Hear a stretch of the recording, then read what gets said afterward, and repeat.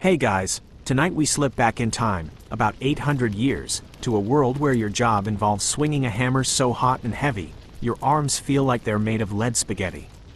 You smell like smoke, your hands are shredded leather, and you haven't felt clean since, well, you don't even remember. You are a medieval blacksmith, and let's just say, you probably won't survive this. So, before you get comfortable, take a moment to like the video and subscribe, but only if you genuinely enjoy what I do here. Drop your location and local time in the comments. I always love seeing where you're listening from. Now, dim the lights, maybe turn on a fan for that soft background hum, and let's ease into tonight's journey together. You wake up before the sun has even considered its shift. The rooster's still snoring. You roll off your hay-stuffed mattress, if you're lucky enough to own one, and feel every bruise and burn from yesterday. Your back's already sore and you haven't even stood up. The chill in the stone walls bites at your ankles, but don't worry, you'll be sweating like a boiled turnip in about 15 minutes. Downstairs, your forge waits.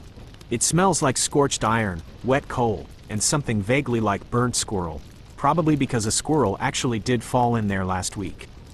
You haven't had time to clean it out. First task, stoke the fire.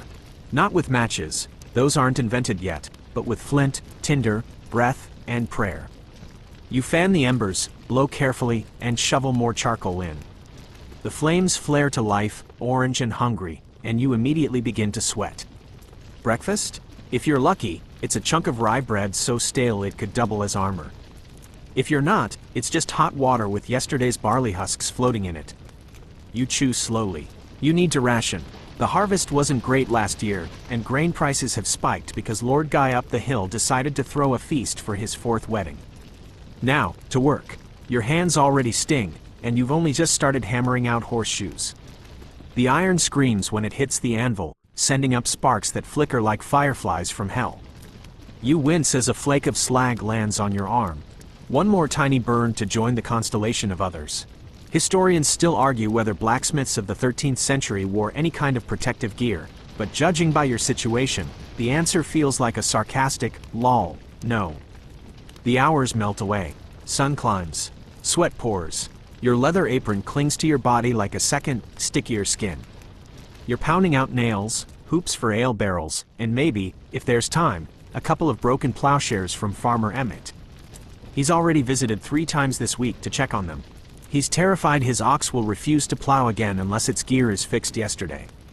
A child peers in through the smoke-blackened window.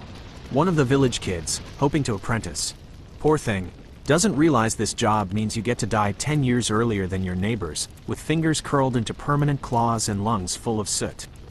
You give him a look that says, "Are you sure, kid?" But he grins anyway and mimics your hammer swing with a stick. You sigh. Around noon, you take a break.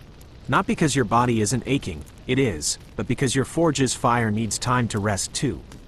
You slump beside it, sip lukewarm ale from a wooden mug, and stretch your shoulders until something pops. Is it your joint? Is it the bench? Let's not ask questions we don't want the answer to. A nearby bell clangs. Someone's mule has lost a shoe. You groan, shuffle up, and start prepping your tongs. Mules hate being shoed. They bite, they kick, and they smell worse than your boots after a rainstorm. As you work, you notice your hands have new blisters layered over the old calluses. You consider naming them. Sometimes you dream about a bath. A real one, warm, with soap. But soap costs too much and water's mostly fetched from the river, where pigs also like to bathe. Maybe next week. By mid-afternoon, you're shaping iron fittings for the local chapel door. It's a fussy job. The priest wants filigree and finesse, and you're pretty sure he thinks filigree just means more expensive. Your hammer misses and clips your thumb. The pain is immediate, sharp, and somehow deeply personal. You don't cry. You just bite the inside of your cheek and imagine throwing the whole door into the river. Did you know some blacksmiths back then believed iron had mystical properties? Not just for warding off spirits, but also for healing. In some villages, people would literally touch the anvil to ease toothaches or fevers. You're tempted to try it right now, except you're too busy trying not to pass out. Evening creeps in slowly. Your arms are noodles. Your ears ring. Your neck feels like someone stuffed gravel into it. You push through a few last orders, a wagon axle for the miller, a replacement scythe blade for an old widow. You don't say no to widows. They always pay in strange ways: bread, eggs, once even a song. As twilight deepens, the forge dims. You let the fire burn itself low, cover the coals, and wipe your brow with a cloth that used to be white, maybe last decade. The floor around you is black with soot, scattered with tiny curls of iron, tools half finished, and your lunch plate, which still has a bite left on it. That was an accident. You shuffle home. Your house is modest: a wooden frame, a thatched roof that leaks when it rains sideways. You peel off your apron, noticing the leather is so worn it's more whole than cloth. You should make a new one. You probably won't. Dinner is a little better. Your wife managed to get onions and lentils. She even added a sprig of something green. Luxury. You eat slowly, your fingers trembling slightly. Not from emotion, just pure, tired muscle fatigue. Afterward, you sit quietly, staring at the flames in the hearth. Your ears still echo with hammer clangs. It's not even noise anymore, it's just your life. Your son toddles over with a carved wooden mallet. Wants to be like you. You fake a smile, ruffle his hair, and silently hope he chooses any other profession. Priest, miller, traveling juggler, literally anything. Night deepens. You crawl into bed, muscles twitching in protest. Tomorrow will be the same. Iron, heat, blisters, and probably another visit from Farmer Emmett. You dream of cold water, of silent forests, of days where your hands don't hurt. You don't wake up, you snap awake, because something exploded. Again, it's probably just the forge chimney misbehaving. Or maybe the neighbors still experimenting with charcoal and goose fat fireworks. Either way, it's your problem now. There's a fresh layer of soot on everything, and you can already feel today's injuries lining up. Outside, the weather's trying to rain but can't quite commit, which means you're dealing with maximum humidity and minimal enthusiasm. You limp to the forge and discover someone broke in overnight. Again, they didn't take anything useful, just your backup hammer and a bag of nails, but now you'll spend the next 3 hours reforging what you already forged last week. It's not that blacksmithing is thankless, it's that the thanks usually arrive in the form of more work and slightly moldy turnips. Security? Ha! No locks, no patrols, no peace of mind. You are the security, and that mostly involves glaring at people while holding something sharp. You think about setting a trap, like a spring-loaded rake to the shin, but the local priest already warned you about ungodly mischief. Fine, rake idea tabled, for now. And speaking of godly things, today is a feast day. Not for you, of course. That would make too much sense. It's the feast of St. Dunstan, ironically, the patron saint of blacksmiths. You'd think that means rest or celebration, but all it really means is the nobility wants their fancy armor polished in time for the parade. So instead of enjoying stale mead and slightly less stale pottage, you're elbow deep in a dented breastplate that smells faintly of goat. Polishing armor isn't just tedious, it's dangerous. Some of these noble types think it's funny to test your work by whacking the armor with their sword while you're still holding it. One even dropped his helmet on your foot, as a joke. You still limp slightly. Still, there's a hierarchy to survive in this village, and you're somewhere above the tanners, who always smell like haunted meat, but below the weavers, who at least sit down. And way below the local lord, who owns everything, including your forge. That means rent. High rent. In coin, or sometimes, in kind, which usually just means more free labor for his warhorse's custom horseshoes. You remember last winter, when the Lord demanded a fireplace grate in the shape of a griffin. It took you 3 weeks, a dislocated shoulder, and the goodwill of a traveling herbalist to survive it. He never even said thank you. Just asked if you could make a matching soup ladle. And don't even get started on taxes.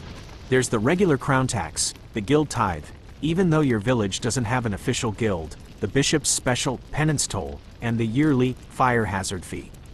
That last one's especially insulting, considering it's the blacksmith's job to manage the fires.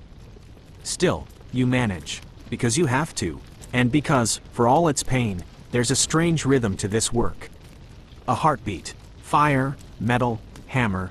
Fire, metal, hammer. You know the sound of a healthy forge. You know when iron is ready just by its color. Cherry red for bending, orange for shaping, white hot for welding. That's not just skill. That's survival. By midday, the smoke has clung to your skin like guilt. A traveler passes through, asking for repairs to a sword. It's chipped and rusted and clearly hasn't seen oil since the last crusade. You raise an eyebrow, but the man looks like he might pay in actual silver, so you nod. You ask him where he came from, and he tells you, France. Maybe Spain, hard to tell under all the chainmail. He talks of distant wars and holy relics and curses and miracles. Historians still argue whether blacksmiths ever actually made swords in the village forge or if that was just poetic license, but either way, today, you're making one. And it's not fun. Your tongs slip, the blade clatters. You mutter something not quite blasphemous and decide to take a break. Outside, the air smells better, but not much. Someone's slaughtering a pig nearby, and the sound is vivid. You lean against the fence and try to ignore the taste of ash in your mouth. You spot some kids playing with an old horseshoe like it's a royal crown. One of them waves at you.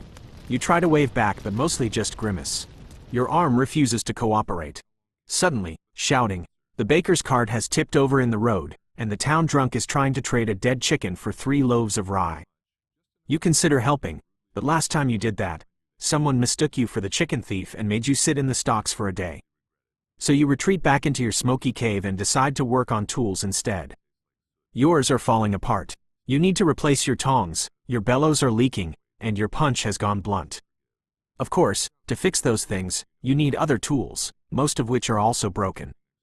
It's a tragic game of blacksmith dominoes, and you're always the last tile to fall. You remember hearing a tale once, probably at the tavern, about a blacksmith who invented a self-repairing anvil. Of course, he was also the same guy who claimed his dog could talk, so, grain of salt. The shadows grow longer. You finish the sword, pass it to the traveler, and he actually pays. Full coin, real silver. You stare at it like it's a unicorn's tooth. You could trade this for salt, for fresh boots, or even hide it and save it for winter. Or, you could give it to your wife. Let her buy cloth that isn't 50% holes. It's moments like this when you remember why you keep going. Even if your hands are raw.